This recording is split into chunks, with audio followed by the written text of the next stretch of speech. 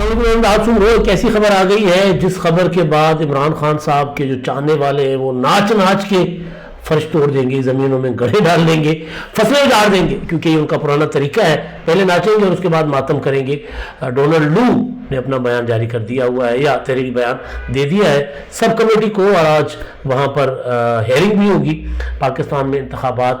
کے حوالے سے۔ اب ڈونلڈ لو کون ہے؟ یہ وہی ڈونلڈ لو ہے جنہوں نے عمران خان صاحب کو دھمکی لگائی تھی اور جن کے خلاف عمران خان نے امریکہ میں جا کر مقدمہ کرنا تھا۔ ایک تو وہ معاملہ ہے، اور دوسرا عمران خان صاحب نے انتخابات میں دھاندلی کی عدالتی کمیشن بنانے کے لیے، جوڈیشل انکوائری کے لیے، جوڈیشل کمیشن بنانے کے لیے خان صاحب نے سپریم کورٹ سے رجوع کر لیا ہے، اور انوکھا لاڈلا کھیلن کو مانگے چاند مطالبہ کیا، بڑا کمال، یعنی مطالبہ ایسا کہ جو مانا نہ جائے اور پھر یہ شور شرابہ مچانے کا موقع ملتا رہے کہ یہ تعصب سے پاک جج صاحبان پر مبنی، سپریم کورٹ کے جج صاحبان پر مبنی ایک عدالتی کمیشن بنایا جائے جو تحقیقات کرے۔ اب یہ کون ڈیسائیڈ کرے گا کہ جن ججوں کے اوپر کمیشن بنایا جائے گا وہ کمیشن عمران خان کی نظر میں متسب ہے کہ نہیں؟ عمران خان صاحب کے حق میں فیصلہ آئے گا تو تالیاں بجائیں گے، پھر وہی نچ نچ کے جو ہے وہ زمینوں میں فصلیں اجاڑ دیں گے، اور اگر ان کے خلاف فیصلہ آیا تو کہیں گے جج متسب ہے، تعصب پرست ہے۔ تو لہذا معاملہ پرنالہ وہی بہے گا، پنچوں کا کاسر آنکھوں پر، عمران خان کا پرنالہ ادھر ہی بہنا ہے۔ ایک یہ درخواست، اور دوسرا تیسری جو خبر ہے، خبریں تو بہت زیادہ ہیں لیکن جو ڈیولپمنٹ ہے جو بڑی وہ میں آپ کے سامنے رکھنے لگا ہوں۔ 9 مئی کے حوالے سے بھی ایک بڑا فیصلہ آیا ہے سپریم کورٹ سے، اس کا بھی ہلکا سا جائزہ لیں گے، لیکن اس پر اگلے ویڈیو میں ڈیٹیل سے بات ہوگی، کیونکہ IMF نے پاکستان کو قرضہ جاری کرنے کا جو آخری قسط تھی وہ دینے کا اعلان کر لیا، اسٹاف لیول معاہدہ جو ہے وہ ہو گیا کامیاب۔ تو یہاں پر پھر میں نے جو کہا تھا کہ جی عمران خان صاحب کا کیا کرایہ پانی میں، یعنی کتا بھی کھایا اور ٹڈ بھی نہیں پڑا، پنجابی کہتے ہیں نا، کتا بھی کھاؤ اور ککھ بھی نہ پڑے،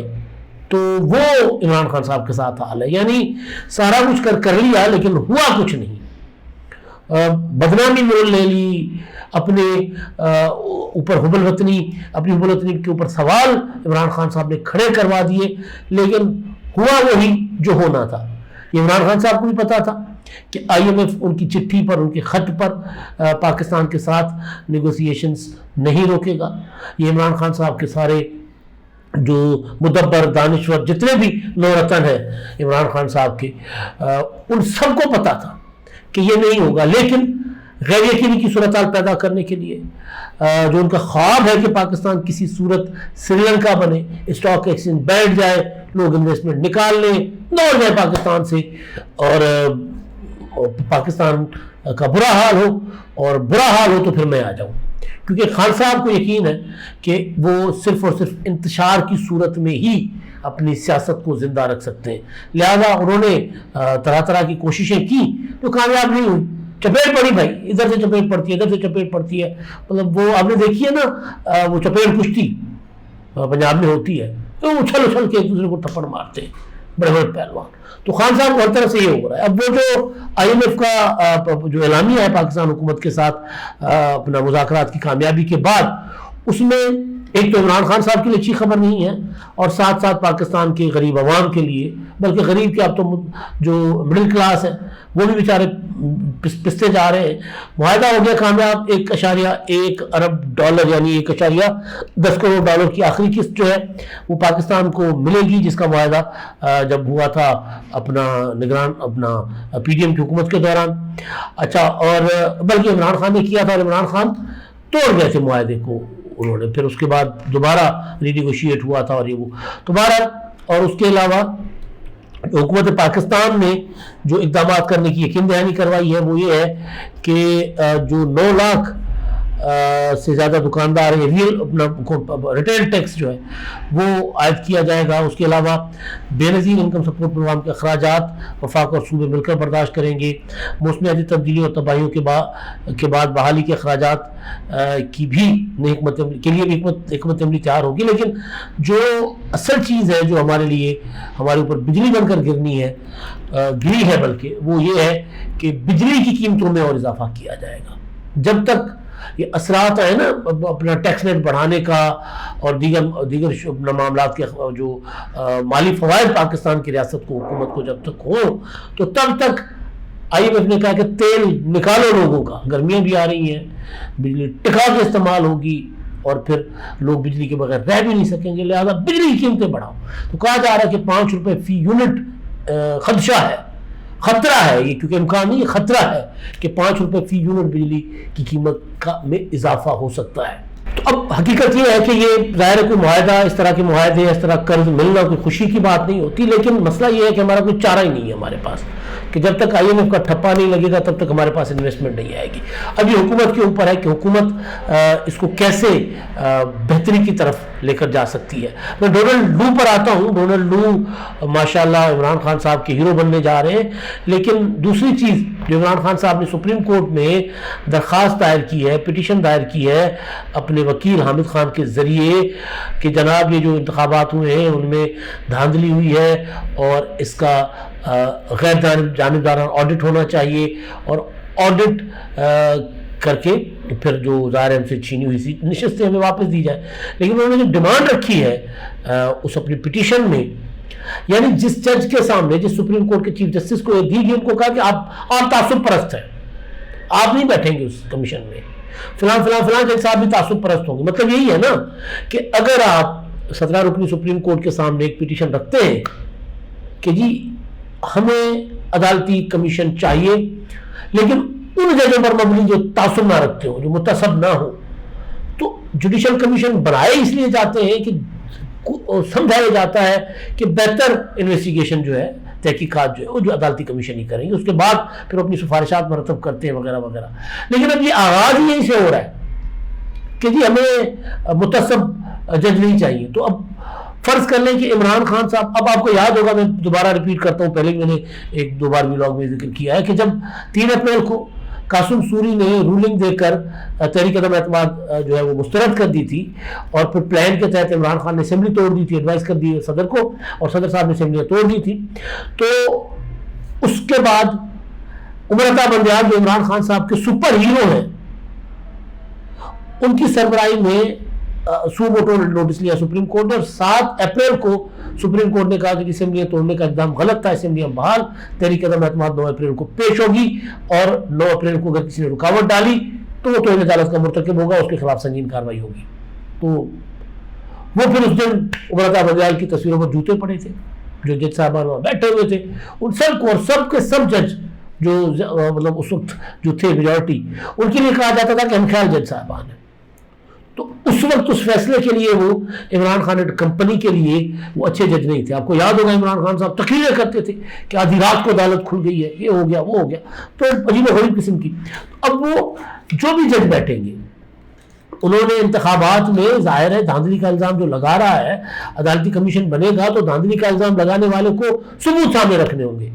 35 پنچر کی طرح یہ نہیں کہہ سکتے وہ کہ جی مجھے تو بریگیڈیئر سیمسن نے بتایا، بریگیڈیئر سیمسن کو آغا مرزا پویا نے بتایا، پتہ نہیں کہاں سے، جس طرح شیر افضل مرت نے کہا کہ جی میں نے مریم نواز پر جو الزام لگایا مجھے تو میں نے نسیم شاہ نے بتایا تھا، نسیم شاہ صاحب سے جا کے پوچھو، ایسا نہیں ہوگا۔ پھر عمران خان صاحب کو ثبوت وہاں پیش کر کے ثابت کرنا ہوگا کہ ہاں یہ ثبوت ہے، اب کمیشن ثبوتوں کی بنیاد پر آگے معاملے کو لے کر جائے۔ لیکن اگر ثبوت نہیں ہوں گے تو پھر مطلب کچھ نہیں کر سکتے نا۔ تو یہ جو پٹیشن کے اندر ہی جو لفظ ہے کہ تعصب نہ رکھنے والے جج وہ عدالتی کمیشن میں شامل، اس کا مطلب ہے کہ تحقیقات نہیں چاہتے، اس کا مطلب یہ ہے کہ ان کے پاس ثبوت نہیں ہے۔ میں یہ کہہ رہا ہوں میں بار بار کہ انتخابات فیئر نہیں ہوئے، انتخابات میں بڑے پیمانے پر گڑبڑ ہوئی ہے، اس پر میں آتا ہوں آگے۔ لیکن جو عمران خان جو فریق ہے، جو پارٹی ہے، وہ یہ کہہ رہے ہیں کہ جی مجھ سے انتخابات چھینے گئے، 180 سیٹیں تھی میری، تو مجھے واپس کروائیں، تو اس کے لیے ان کو ثبوت دینے پڑیں گے۔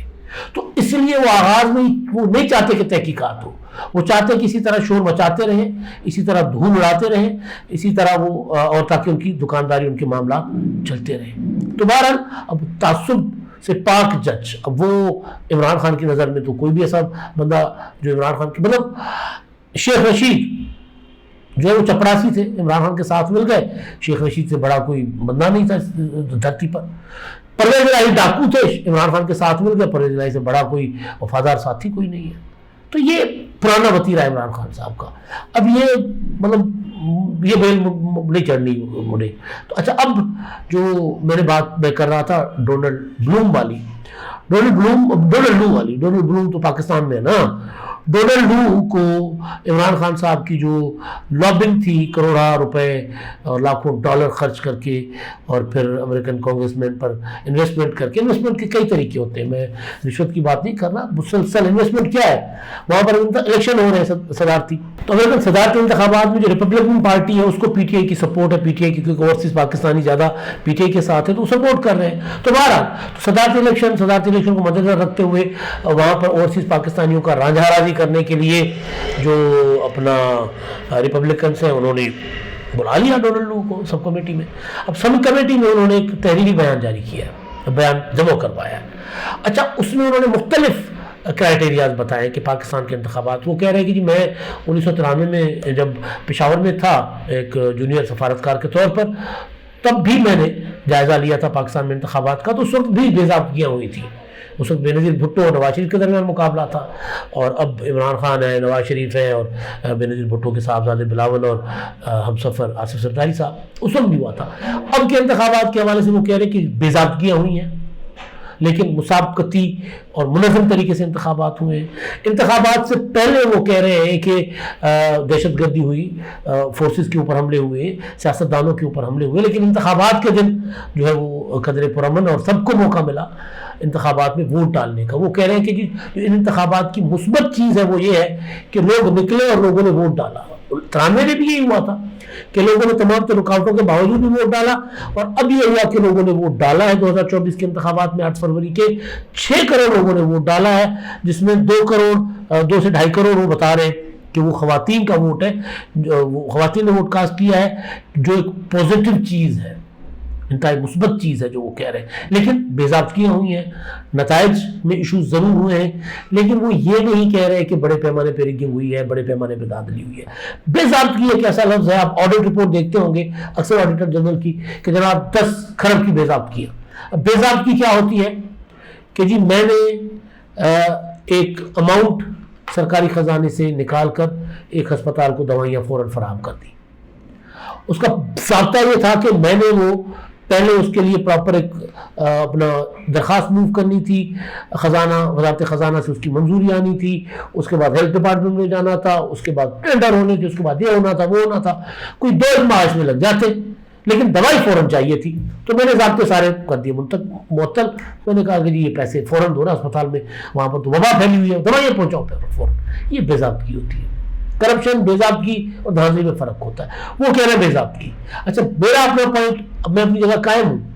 کہ الیکشن شفاف نہیں ہوئے، یہ میں قائم ہوں اپنی بات پر، لیکن میں ڈونلڈ لو کی بات کر رہا ہوں. اب وہ پی ٹی آئی والے کہیں گے دیکھیں جی دیکھیں آ گیا نا، ثبوت آ گیا. اب کس کے حق میں ناچیں گے پی ٹی آئی والے، عمران خان صاحب کے چاہنے والے کس کے حق میں ناچ کے فرش توڑیں گے، پہلیاں بیان کریں گی، منظر کریں گے؟ ڈونلڈ لو. کون سا ڈونلڈ لو؟ جس نے سازش رچائی تھی، جس نے کہا تھا کہ اگر پاکستان میں عمران خان کی حکومت کا خاتمہ نہیں ہوتا، تحریک عدم اعتماد کامیاب نہیں ہوتی، تو پھر مارچ میں، یاد ہوگا 7 مارچ کو پاکستانی سفیر اسد مجید کو بلا کر بقول عمران خان، تو اگر عمران خان کی حکومت کو ختم نہیں کیا جاتا تحریک عدم اعتماد کے ذریعے تو پھر پاکستان کے ساتھ ہمارے تعلقات ختم. پھر دھمکیاں انہوں نے دی پاکستان میں مداخلت کی. پھر پورا مومنٹ عمران خان صاحب نے چلایا. ادھر پاکستان میں جلسوں میں کھڑے ہو کر عمران خان کہتے تھے کہ ڈونلڈ لو جو ہے وہ اس نے رجیم چینج کی سازش کی ہے، اور وہاں پر بریار صاحب تھے میرا خیال ہے، کچھ اس طرح کے ریار صاحب کوئی پی ٹی آئی کے اوورسیز کے، وہ ان سے ملاقاتیں کر کے ان کو کہہ رہا ہوتا تھا یہ ہمارے اندرونی سیاست کا معاملہ ہے، آپ اس پر مائنڈ نہ کیجیے گا. ڈونلڈ لو کو کہتے ہوتے تھے ہاتھ جوڑ کر. تو بہرحال اب وہی ڈونلڈ لو، اس کی رپورٹ کے اوپر پی ٹی آئی والے جو ہے وہ شادیانے بجا رہے ہیں. میں نے دیکھا جی ہم نے کہا تھا نا، یہ ابھی تو سماعت وغیرہ کی رپورٹیں آئیں گی کہ وہ کیا سامنے آتا ہے. لیکن اصل چیز یہ ہے کہ جو